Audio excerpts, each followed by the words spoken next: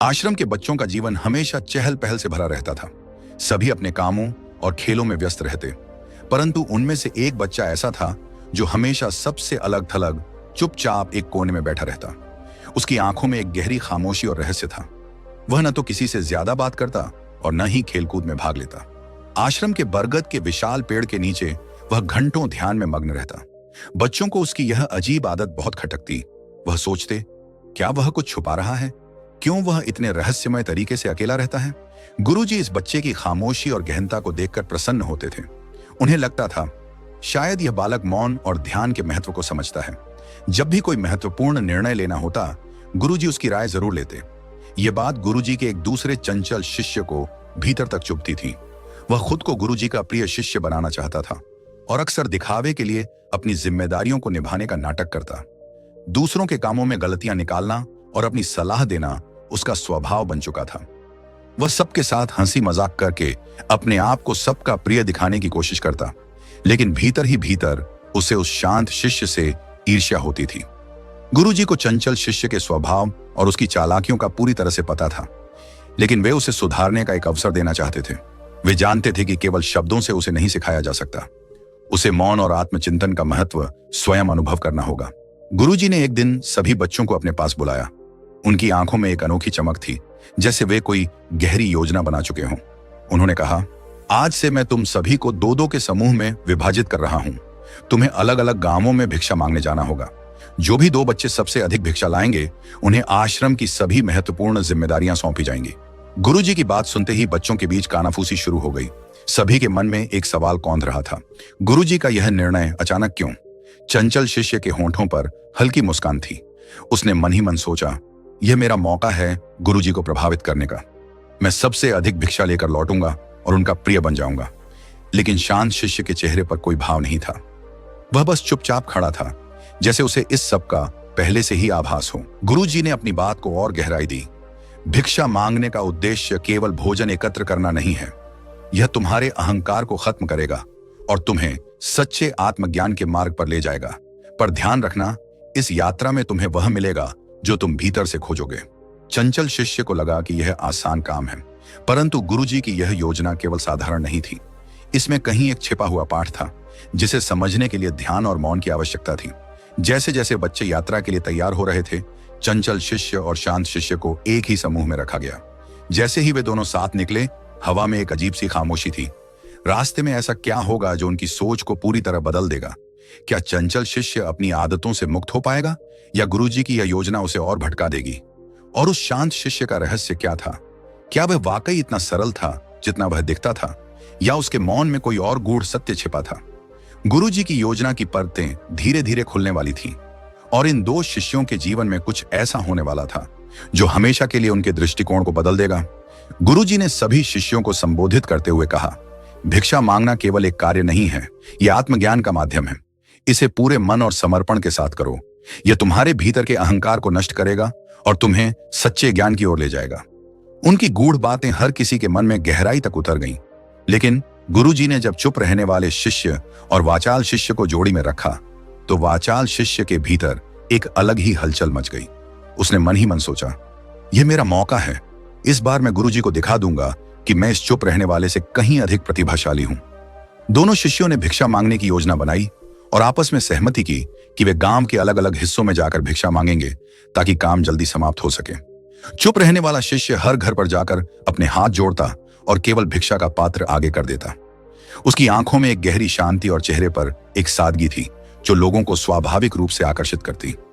लोग उसे देखकर भाव विभोर हो जाते और भिक्षा देकर स्वयं को अनुग्रहित महसूस करते। वहीं वाचाल शिष्य हर घर पर जाकर अपने ज्ञान का प्रदर्शन करने लगता। वह लोगों को उपदेश देने में इतना मग्न हो जाता कि कई बार लोग झुंझलाकर उसे बिना भिक्षा दिए ही लौटा देते। धीरे धीरे गांव के लोग उसे टालने लगे। दिन के अंत में जब दोनों शिष्य गांव के बीच मिले, तो वाचाल शिष्य ने देखा कि चुप रहने वाले शिष्य के पास उससे दुगनी भिक्षा थी। यह देख उसके मन में ईर्ष्या की आग भड़क उठी। उसने खुद को शांत रखते हुए एक योजना बनाई। वह बोला, भाई, गुरुजी ने हमें साथ में भिक्षा लाने के लिए कहा था। मेरा मानना है कि हमें अपनी सारी भिक्षा एक ही थैली में डाल लेनी चाहिए, ताकि इसे एकजुट करके पेश कर सकें। चुप रहने वाले शिष्य ने बिना किसी प्रश्न के अपनी सारी भिक्षा उसकी थैली में डाल दी। वाचाल शिष्य के चेहरे पर एक छलपूर्ण मुस्कान आ गई। उसने मन ही मन सोचा, अब गुरुजी को यह कभी पता नहीं चलेगा कि ज्यादा भिक्षा किसने इकट्ठा की। मैं गुरुजी का प्रिय बन जाऊंगा। संध्या के समय सभी शिष्य अपनी भिक्षा लेकर आश्रम लौटे। जब भिक्षा का आकलन किया गया तो इन दोनों शिष्यों की भिक्षा सबसे अधिक निकली। गुरुजी ने प्रसन्न होकर दोनों की प्रशंसा की और सभी बच्चों के सामने उनका अभिवादन करते हुए कहा, तुम दोनों ने आज आश्रम का गौरव बढ़ाया है, परंतु मैं आश्रम की सभी जिम्मेदारियां केवल एक को सौंप सकता हूं। जो भी अधिक भिक्षा लाया है वही इस जिम्मेदारी का अधिकारी होगा। गुरुजी ने दोनों से पूछा, अब बताओ तुम दोनों में से कौन अधिक भिक्षा लाया है।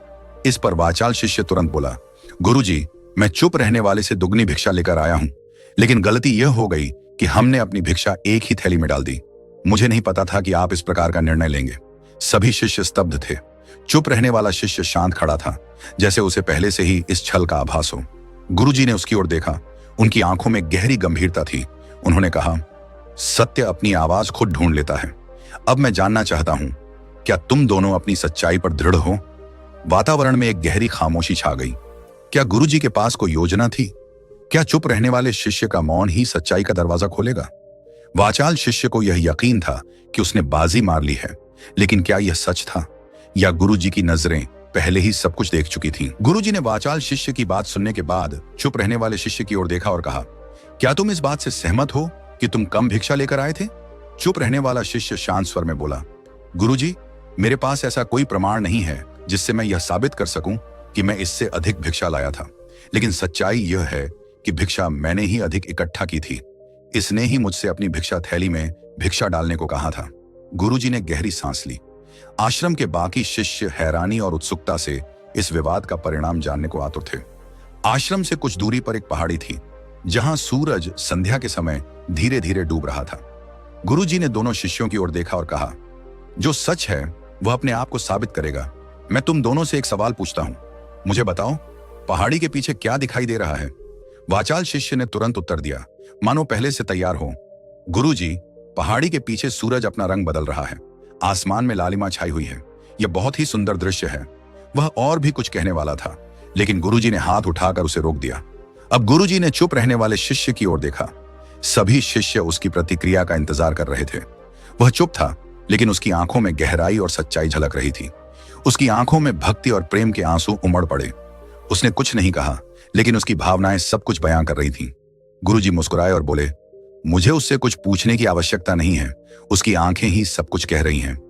गुरुजी ने सभी शिष्यों की ओर मुड़कर कहा, मैंने तुमसे पूछा था कि पहाड़ी के पीछे क्या दिखाई दे रहा है। ज्यादातर लोग इसे एक सुंदर दृश्य कहेंगे, लेकिन याद रखो, सुंदरता शब्दों में बयान नहीं की जा सकती, इसे केवल महसूस किया जा सकता है, और यही सच्चाई चुप रहने वाले शिष्य ने महसूस की है। गुरुजी ने वाचाल शिष्य की ओर इशारा करते हुए कहा, तुमने सुंदरता की व्याख्या की, लेकिन उसे महसूस नहीं किया।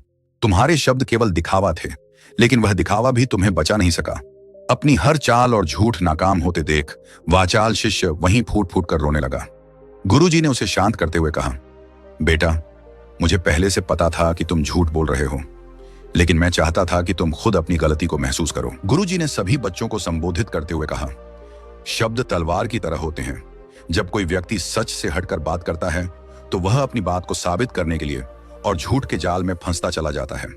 अंततः वह अपनी आत्म यात्रा से दूर होकर बाहरी दिखावे में खो जाता है। लेकिन जो व्यक्ति मौन की शक्ति को समझता है वही आत्मज्ञान के करीब पहुंचता है। सभी शिष्य यह सुनकर गहरे सोच में डूब गए। वाचाल शिष्य की आंखों से पश्चाताप के आंसू बह रहे थे और चुप रहने वाले शिष्य की मौन साधना का महत्व अब सबके सामने स्पष्ट हो गया था। गुरुजी की आंखों में एक अजीब सी चमक थी, जैसे उन्होंने सब कुछ पहले से ही जान लिया था। लेकिन क्या यह वाकई अंत था या इसके पीछे कोई और गहरी सीख छुपी थी? गुरुजी ने सभी शिष्यों की ओर गहन दृष्टि डालते हुए कहा, अगर तुम आत्मिक यात्रा में आगे बढ़ना चाहते हो तो सबसे पहले तुम्हें मौन रहना सीखना होगा। जरूरत से ज्यादा बोलना या हर समय बात करते रहना तुम्हारे अंतर्मुखी विकास में सबसे बड़ी बाधा बनता है। जब तुम मौन का अभ्यास करते हो तो तुम्हें अपने साथ समय बिताने का अवसर मिलता है। यही समय तुम्हें अपने अंदर झांकने और अपने एकांत को समझने का मार्ग दिखाता है। गुरुजी के शब्द शिष्यों के मन में गूंजने लगे।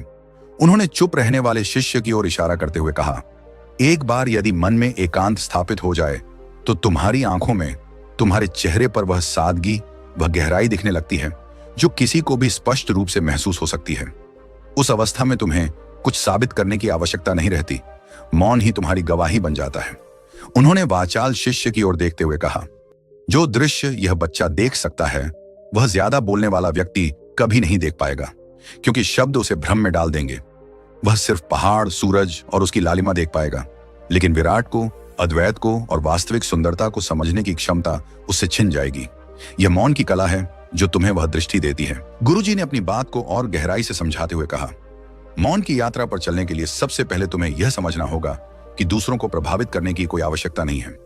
अधिकतर लोग इसलिए बोलते हैं क्योंकि वे किसी को प्रभावित करना चाहते हैं, खुद को साबित करना चाहते हैं, लेकिन यह प्रयास उन्हें शब्दों के जाल में उलझा देता है और धीरे धीरे यह उनकी आदत बन जाती है। गुरुजी का स्वर और गंभीर हो गया। यदि कोई व्यक्ति हर किसी को प्रभावित करने की कोशिश करेगा तो वह कभी संतुष्ट नहीं हो पाएगा। उसकी भूख बढ़ती ही जाएगी और संसार में हर किसी को प्रभावित करना असंभव है। इसलिए यह समझना जरूरी है कि बहिर्मुखी होने की बजाय हमें अंतर्मुखी होकर खुद को जानने की ओर ध्यान देना चाहिए। शिष्य गहरे मौन में डूब गए थे। गुरुजी ने अपनी बात समाप्त करते हुए कहा, जो लोग चुप रहने का अभ्यास नहीं कर सकते उन्हें धीरे धीरे इसकी शुरुआत करनी चाहिए। जैसे किसी व्रत का पालन करते हो, वैसे ही कुछ समय के लिए मौन का अभ्यास करो। यह हर दिन, हर हफ्ते या किसी विशेष समय पर किया जा सकता है।